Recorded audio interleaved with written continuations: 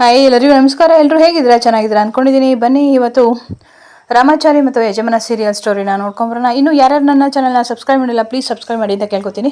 ಚಾರುಗೆ ಅವ್ರ ಅಮ್ಮನ ಸಾಯಿಸ್ತೀವಿ ಅಂತ ಎದುರಿಸಲ್ಲ, ಆಗ ಸ್ವಲ್ಪ ಭಯ ಆಗುತ್ತೆ. ಆದರೂ ಸಾಯಿಸ್ಬಿಡಿ ಬೇಡ ಅಮ್ಮ ಅಂತ ಹೇಳ್ತಾಳೆ. ಆದರೂ ಕೂಡ ಅಮ್ಮ ಅಂದರೆ ಮನಸ್ಸಲ್ಲಿ ಯಾರಿಗೆ ತಾನೇ ಪ್ರೀತಿ ಇರಲ್ಲ ಹೇಳಿ. ಎಲ್ಲರಿಗೂ ಕೂಡ ಅಮ್ಮ ಅಂದರೆ ತುಂಬಾ ಇಷ್ಟ. ಆದರೂ ರಾಮಾಚಾರಿ ಅವ್ರಿಗೆ ಶಿಕ್ಷೆ ಆಗಲೇಬೇಕು ಖಂಡಿತವಾಗ್ಲೂ. ಅವ್ರಿಗೆ ಕಾನೂನು ಪ್ರಕಾರ ಏನು ಶಿಕ್ಷೆ ಆಗಬೇಕು ಅದನ್ನು ಶಿಕ್ಷೆ ಕೊಡ್ಸೋಣ. ಅವ್ರು ಮಾಡಿರೋದು ಒಂದಲ್ಲ ಎರಡಲ್ಲ, ಅಷ್ಟು ತಪ್ಪುಗಳನ್ನ ಮಾಡಿದ್ದಾರೆ. ಯಾವುದೇ ಕಾರಣಕ್ಕೂ ಅವರಂತೂ ನಾನು ಕ್ಷಮಿಸಲ್ಲ. ಆದರೂ ಕೂಡ ಅವರು ಸಾಯಬಾರ್ದು, ಬದುಕಬೇಕು ರಾಮಾಚಾರಿ ಅಂತ ಹೇಳ್ತಾರೆ. ಹೌದು ಮೇಡಮ್, ಆಯಿತು, ನಾವು ಅವ್ರನ್ನ ಉಳ್ಸೋಣ, ಸೇಫ್ ಮಾಡೋಣ, ಏನಾದರೂ ಐಡಿಯಾ ಮಾಡೋಣ ತಡೀರಿ ಅಂತ ಹೇಳ್ತಿರ್ತಾರೆ. ಹಾಗೆ ಇನ್ನೊಂದು ಕಡೆ ಒಂದು ಕಾರ್ ಬರ್ತಿರುತ್ತೆ. ಯಾರಿದು ಕಾರ್ ನಮ್ಮ ಕಡೆನೇ ಬರ್ತಿದ್ಯಲ್ಲ ಅಂತ ರಾಮಾಚಾರಿ ನೋಡ್ತಿರ್ತಾರೆ. ಅದೇ ಟೈಮ್ಗೆ ರಾಘು ಮತ್ತು ಝಾನ್ಸಿ ಇಬ್ಬರು ಕೂಡ ವಿವೇಕ್ ಕಾರಲ್ಲೇ ಬಂದು ಹೇಳ್ತಾರೆ, ಏನಣ್ಣ ನಾನು ನಿಮಗೆ ಒಂದು ಫೋನ್ ಮಾಡಿ ಅಂತ ಹೇಳಿದ್ದೀನಿ, ಏನೇ ಪ್ರಾಬ್ಲಮ್ ಆದರೂ ಯಾಕೆ ಮಾಡಲಿಲ್ಲ ನೀವು ಅಂತ ಕೇಳ್ತಾರೆ. ಆಗಲ್ಲ ತಂಗಿ, ನಾವು ಶುರು ಮಾಡಿದ ಈ ಯುದ್ಧನ ನಾವೇ ಮುಗಿಸ್ಬೇಕು, ಹಾಗಾಗಿ ಸುಮ್ಮನದು. ಆದರೆ ಈಗ ದೊಡ್ಡ ಪ್ರಾಬ್ಲಮ್ ಆಗಿದೆ. ನವದೀಪು ಚಾರು ಅವ್ರ ಅಮ್ಮನ ಸಾಯಿಸ್ತೀನಿ ಅಂತ ಹೆದರಿಸ್ತಾ ಇದ್ದಾರೆ. ಇವಾಗ ಏನು ಮಾಡಬೇಕು ಅಂತ ಗೊತ್ತಾಗ್ತಿಲ್ಲ.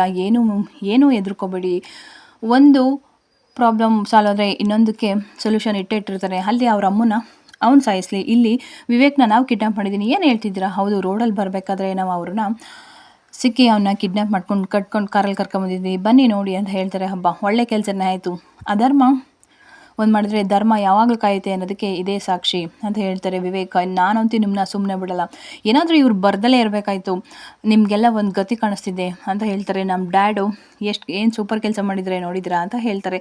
ಇನ್ನೊಂದು ಕಡೆ ರುಕು ಹಾಗೆ ಓಡ್ ಬರ್ತಾ ಇರ್ತಾಳೆ, ಆಟೋಗೆ ಸಿಗಾಕತ್ತಿಲ್ಲ, ದಯವಿಟ್ಟು ನಾವು ಕ್ಷಮಿಸ್ಬಿಡೋಣ, ನೋಡಲಿಲ್ಲ ಅಂತ ಹೇಳ್ತಾರೆ ಆಟೋದವ್ರು ಬೈದಾಗ. ಅದೇ ಟೈಮ್ಗೆ ಅವ್ರ ಊರಲ್ಲಿ ಒಂದು ಅಕ್ಕ ಬರ್ತಾರೆ. ರುಕು ನಿಂತ್ಕೋ ಅಂತ ಹೇಳ್ತಾರೆ. ಏನು ನೀವೇ ನಿಲ್ಲಿ, ನಾನು ಇಲ್ಲೇ ಹೋಗ್ತಿದ್ದೀನಮ್ಮ, ನೀನೇ ನಿಲ್ಲಿ, ನಾನು ಆ ಚಾರುನ ಸಾಯಿಸಿ ನಮ್ಮ ಅಪ್ಪ ಅಮ್ಮನ ಸಾಯಿಸಿದ ಅವಳನ್ನ ಸುಮ್ಮನಂತೆ ಬಿಡಲ್ಲ, ಅವಳ ಮೇಲೆ ಸೇಡ್ ತೀರಿಸ್ಕೋಬೇಕು ಅಂತ ಹೋಗ್ತಿದ್ದೀನಿ. ಯಾಕೆ ಹೀಗೆ ಮಾತಾಡ್ತಿದ್ಯವ್ವ?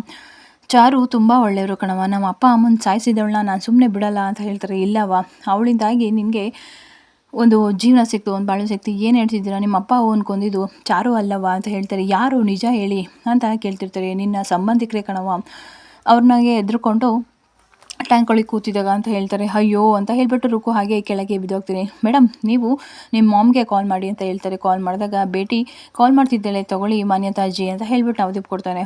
ಅವಳಿಗೆ ಈಗ ಜ್ಞಾಪಕ ಬತ್ತಂತ. ಮಾಮ್ ಅಂತ ಕೇಳ್ತಾರೆ. ಯಾರೇ ನಿನ್ನ ಮಾಮು? ಈಗೇನಕ್ಕೆ ಫೋನ್ ಮಾಡಿದ್ಯಾ? ನನಗೆ ಬೇಕಾಗಿಲ್ಲ, ಸಾಯಿಸ್ಬಿಡಿ ಅಂತ ಹೇಳ್ದೆ. ಇವಾಗ ಮಾಮ್ ಅಂತ ಹೇಳ್ಕೊಂಡು ಕಾಲ್ ಮಾಡಿದ್ಯಾ? ಆಗಲ್ಲ ಮಾಮ್, ಏನಾಗಲ್ಲ, ಹೀಗೂ ಅಲ್ಲ, ನಾನಂತೂ ನಿಮ್ಮನ್ನಂತೂ ಸುಮ್ಮನೆ ಬಿಡಲ್ಲ ಅಂತ ಹೇಳ್ತಾರೆ. ಆಗಲ್ಲ ಮಾಮ್, ನಿಮ್ಮನ್ನ ಬದುಕಿಸಬೇಕು, ಕಾಪಾಡಬೇಕು ಅಂತಲೇ ನಾವು ಆ ಥರ ಮಾತಾಡಿದ್ದು. ನಿಮ್ಮ ನಾಟಕ ಎಲ್ಲ ನನಗೆ ಗೊತ್ತಾಗಿದೆ, ನೀವು ಎಷ್ಟು ನಾಟಕ ಮಾಡ್ತಿದ್ದೀರ ಅಂತ ನನಗೆ ಗೊತ್ತಿಲ್ವಾ? ನಾವೇನೋ ನೀವು ಪಶ್ಚಾತ್ತಾಪದಲ್ಲಿದೆಯಾ, ಬೇಜಾರು ಮಾಡ್ಕೊಂಡಿದ್ಯಾ ಅಂತ ಅಂದರೆ, ಏನು ಮಾಮ್ ಹೀಗೆಲ್ಲ ಮಾತಾಡ್ತಿದ್ಯಾ ಅಂತ ಹೇಳ್ತಾರೆ. ನಾನು ಯಾಕೆ ಪಶ್ಚಾತ್ತಾಪ ಪಡಬೇಕಾಗಿರೋದು ನೀವು. ಇವಾಗ ನೀವು ನನ್ನನ್ನು ಸಾಯಬೇಕು ಅಂತಿದ್ರಿ, ಇಲ್ಲಿ ನಾನಲ್ಲ ಸಾಯೋರು, ಈಗ ನಿಮ್ಮಮ್ಮ ಸಾಯೋದು ಅಂತ ಹೇಳ್ತಾರೆ. ಏನು ನಮ್ಮಮ್ಮನ? ಹೌದು, ನಾನು ಬದುಕಬೇಕು ಅಂತಂದರೆ ನಿಮ್ಮಮ್ಮ ಸಾಯಲೇಬೇಕು ಅಂತ ಹೇಳ್ತಿರ್ತಾಳೆ ಮಾನ್ಯ ಅಂತ. ಏನು ಹೇಳ್ತಿದ್ರ ನೀವು? ಹೌದು, ನಿಮ್ಮ ಅಮ್ಮನ ನಾವು ಕಿಡ್ನಾಪ್ ಮಾಡಿದ್ದೀವಿ, ನೋಡ್ತೀಯಾ? ನೋಡು ಇಲ್ಲಿ ವಿಡಿಯೋ ಕಾಲಲ್ಲಿ. ನಮ್ಮ ಅಮ್ಮಂಗೆ ಏನಾದರೂ ಒಂದು ಸ್ವಲ್ಪ ನೋವಾದರೂ ಕೂಡ ನಾನು ಸುಮ್ಮನೆ ಇರಲ್ಲ, ಗೊತ್ತಾಯ್ತಾ ಅಂತ ಹೇಳ್ತಾರೆ. ಏನು ಮಾಡ್ತೀಯಾ? ಏನು ಮಾಡ್ಕೊಳಕ್ಕಾಗುತ್ತೆ ನಿನ್ನ ಕೈಲಿ? ಏನು ಮಾಡ್ಕೊಳಕ್ಕಾಗಲ್ಲ ಅಂತ ಹೇಳ್ತಿರ್ತಾಳೆ ಮಾನ್ಯ ಅಂತ. ಎಲ್ಲರೂ ಕೂಡ ಅದನ್ನು ಕೇಳಿಸ್ಕೊತಿರ್ತಾರೆ. ನೋಡು ನಿಮ್ಮಮ್ಮನ ಅಂತ ಹೇಳ್ತಾರೆ.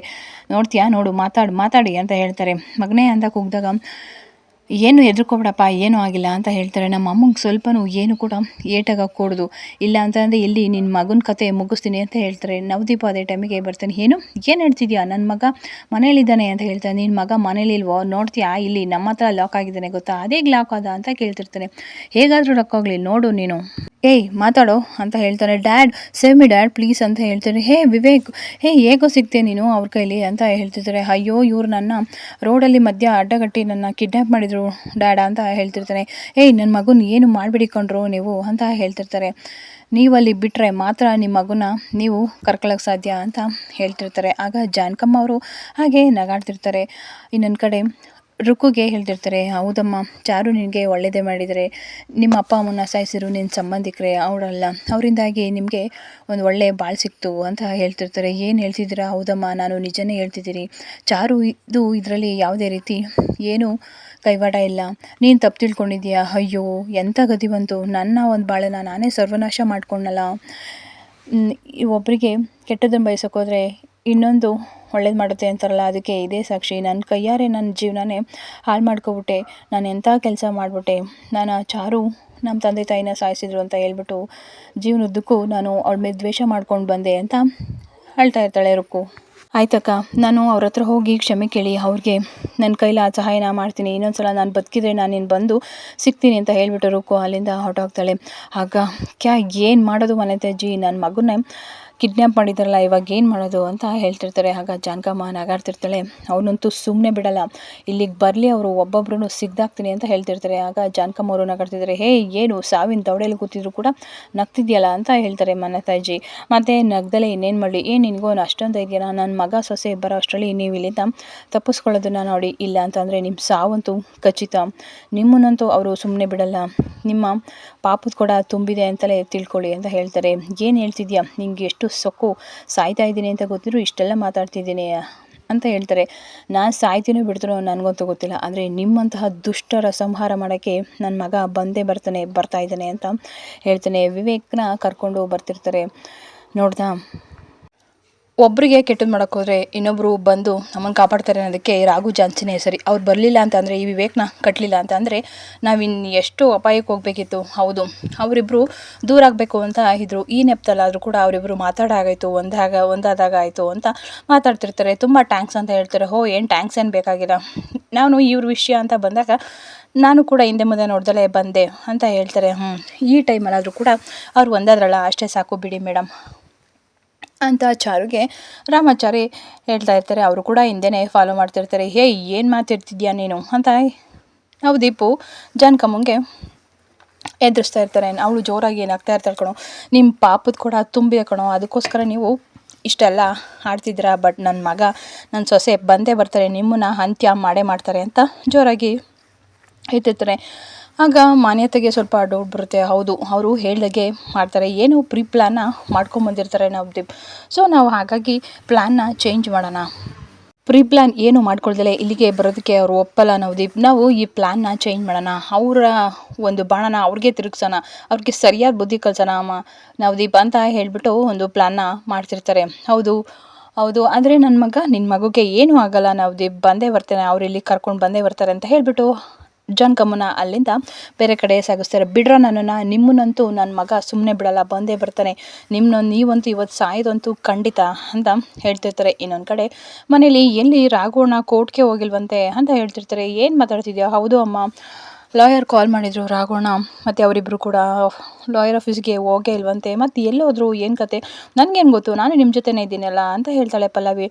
ಹೌದು, ಏನಾದರೂ ಅವರಿಬ್ಬರು ಒಬ್ರನ್ನೊಬ್ರಿಗೂ ಫಸ್ಟೇ ಇಷ್ಟ ಇಲ್ಲ ಡಿವೋರ್ಸ್ ಕೊಡೋಕ್ಕೆ, ಎಲ್ಲಾದರೂ ಓಡೋಗಿರ್ಬೋದಾ, ಏನು ಮಾತಾಡ್ತಿದ್ದೀರಾ ಬಾವ ನೀವು, ಹಿಂಗೆಲ್ಲ ಆಗೋಕ್ಕೆ ಚಾನ್ಸೇ ಇಲ್ಲ.